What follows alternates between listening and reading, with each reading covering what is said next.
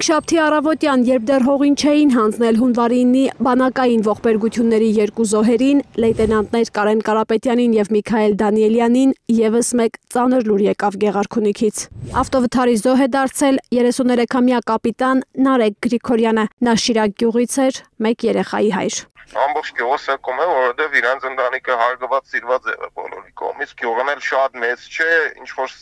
իրանց տեղ են եղել Նարեկը, էլի իսլամոս պատերազմի դասքում, պատերազմի դաշտում է եղել, մարտի դաշտում է եղել, մարտակերտում է ծառայել։ Նա ամբողջ պատերազմին մասնակցեց, պատերազմից չզոհվեց, այսօր ճակատագիր էր ավտովթարից մահացավ։ Այս տարի սա արդեն երրորդ ողբերգությունն է բանակային այն նույն կորպուսում, որտեղ մեկ տարի առաջ հրեշավոր հրդեհը 15 զինվորի կյանք խլեց։ Լրիվ բարձի թողի է, իրանք ոչ մի բան չի հետաքրքրում։ Ինչքան երևի շատ մահանան, այնքան իրանց լավ է երևի։ Բանակը դարել արդեն տրապ կա, հետևող չկա, բան չկա։